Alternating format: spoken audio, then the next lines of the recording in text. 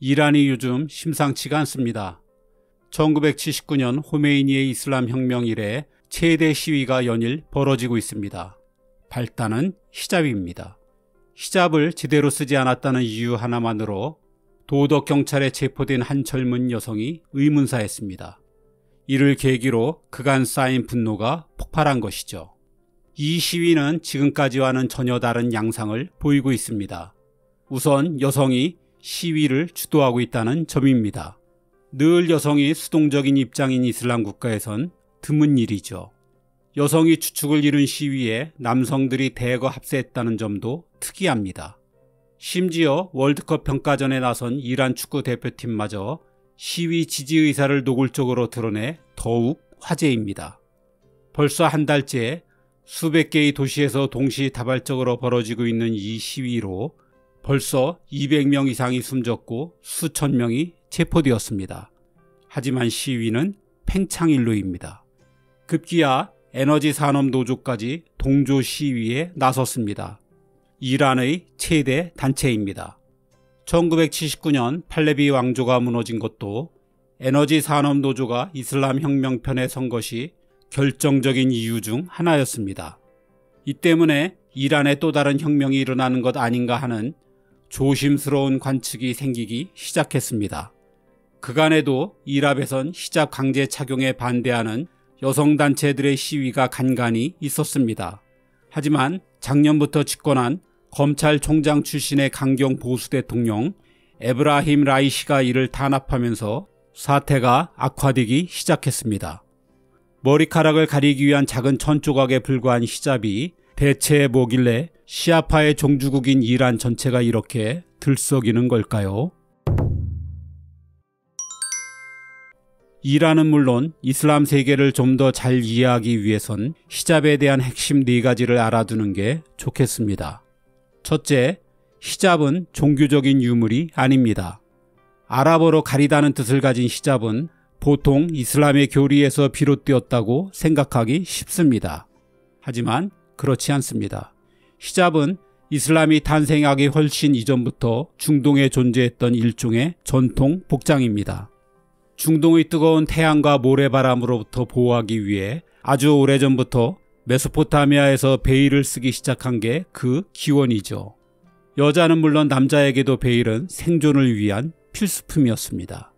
그뿐 이슬람 경전인 코란 어디를 보아도 히잡을 반드시 써야 한다거나 히잡으로 몸을 얼마만큼 가려야 하는지 명확한 내용이 없습니다. 다만 남성을 유혹하지 않기 위해 여성은 아름다운 것을 드러내지 않아야 한다라고 두루뭉술하게 언급된 부분이 있을 뿐입니다. 이슬람이 발흥한 7세기는 무법천지나 다름없었습니다. 유목 부족들 간의 끊임없는 전쟁으로 여성들은 성적으로 유린당하거나 노예로 팔려나가기 일쑤였습니다. 이 때문에 당시 환경은 여성들이 남성들에게 성적 매력이 드러나지 않도록 옷을 입는 게 좀 더 유리했습니다.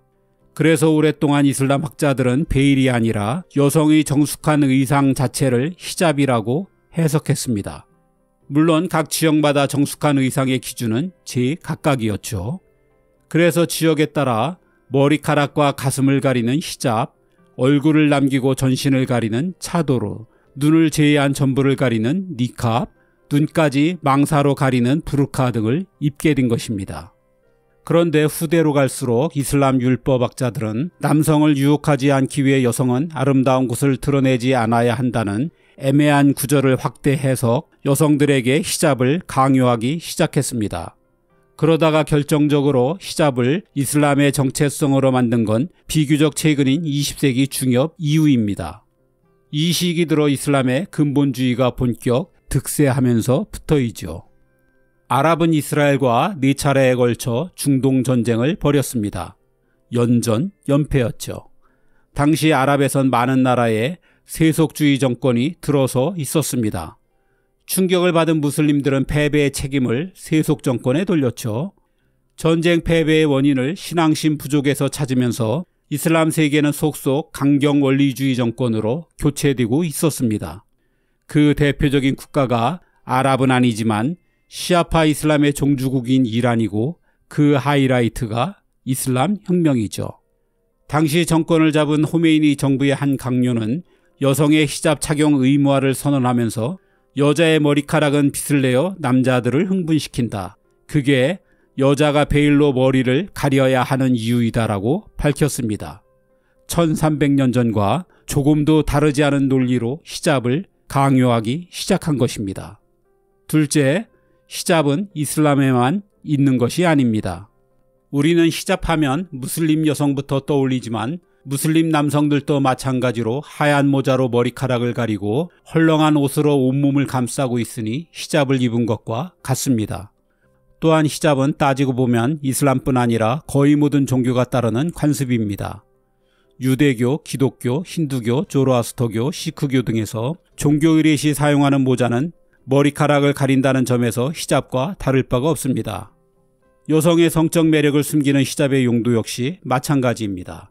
비잔틴 여성도 베일을 쓰고 있었고 근세에 이르기까지 유럽의 여성들도 지금의 후드티 형태의 모자를 착용했으며 우리도 일제강점기까지 장옷을 걸쳐 여성의 매력을 감춰왔습니다.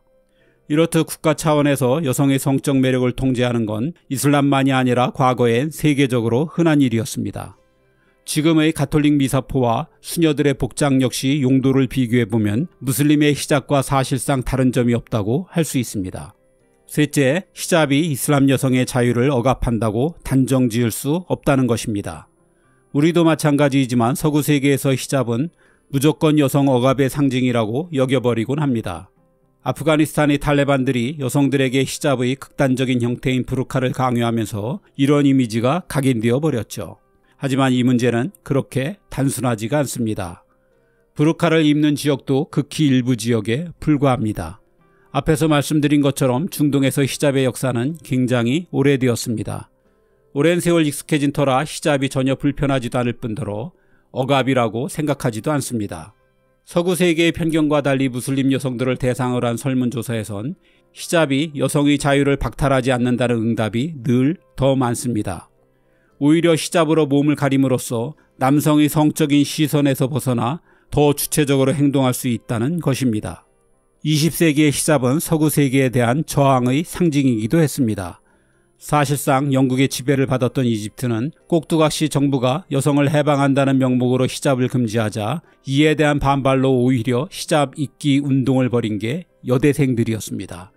당시 이집트에서 히잡은 독립운동의 상징이었습니다. 튀르키예의 국부라고 불리는 무스타파 케말 아타튀르크도 국가를 근대화한다면서 히잡 전면 금지령을 내렸습니다. 하지만 오히려 이슬람의 전통을 지킨다며 히잡 쓰기 운동을 일으킨 건 여성들이었습니다. 결국 아타튀르크가 물러설 수밖에 없었죠. 알제리에서 히잡은 더 극적인 역할을 했습니다. 알제리만큼은 끝까지 식민지로 삼으려던 프랑스는 특히 독립운동에 대해 혹독한 탄압으로 일관했습니다. 이에 맞서 알제리 여성들은 히잡 속에 무기와 비밀 문서를 숨겨 운반하는 역할을 맡았습니다. 실제로 알제리 독립에 지대한 공을 세운 알제리의 히잡은 식민주의에 대한 저항의 상징이었습니다. 이렇듯 히잡이 여성의 자유를 억압한다는 서구의 시각은 무슬림 여성들의 주체성을 무시하는 그리고 중동의 역사 흐름을 이해하지 못한 편견일 수도 있습니다. 마지막으로 이란 여성이 진정 원하는 것은 히잡을 벗는 것이 아닙니다. 이슬람 혁명이 일어나기 전의 팔레비 왕조 시절 이란 여성들은 미니스커트도 입을 수 있었고 비키니도 입을 수 있었습니다. 대신 왕조 초기인 1936년엔 히잡 착용을 강제로 금지시켰죠. 이란 여성들이 좋아했을까요? 그렇지 않았습니다. 이란 여성들은 상당수가 히잡을 쓰지 않고 밖에 나가는 걸 수치스러워했습니다. 마치 발가벗은 느낌이었죠. 여성들이 반발하고 나섰습니다. 어찌나 극심했던지 팔레비 왕조는 히잡 금지를 철회해야 했습니다. 팔레비의 세속 왕조를 무너뜨린 호메이니의 이슬람 혁명 정부는 이번엔 반대로 히잡보다 더한 차도르의 착용을 의무화했습니다. 안 쓰면 74대의 태형으로 다스렸습니다. 지금도 히잡을 단속하는 도덕경찰은 히잡을 제대로 쓰지 않은 여성들에게 그 자리에서 매질을 할 수 있습니다. 팔레비 왕조의 금지든 이슬람 정권의 의무든 국가 차원의 히잡 정책에 대해선 공통점이 하나 있습니다. 히잡을 쓰든 벗든 당사자는 여성이건만 법안의 결정은 남성들이 내렸다는 것입니다. 팔레비 왕조든 이슬람 정권이든 이란 여성들이 반발하는데도 일관된 공통점이 하나 있습니다. 히잡을 쓰든 벗든 그 선택권을 여성에게 달라는 것입니다. 현재 이슬람 국가 57개국 가운데 히잡 착용을 이슬람 율법으로 의무화한 나라는 이란과 사우디아라비아 두 나라뿐입니다. 사회 분위기상 쓸 수밖에 없는 나라들도 꽤 있지만 어쨌든 나머지 이슬람 국가들은 히잡 착용이 개인의 자유의사에 맡겨져 있습니다. 이 얇은 가리개 하나 때문에 정말 사람이 죽어야 하는가? 내 복장 하나 선택할 수 없는 나라가 어떻게 국민을 위한 나라인가? 지금 거리 시위에 나선 이란 여성들의 외침입니다.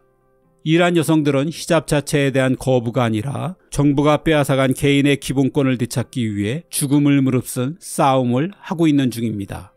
즉, 이란 사태의 핵심은 히잡이 아니라 여성의 자기 결정권입니다.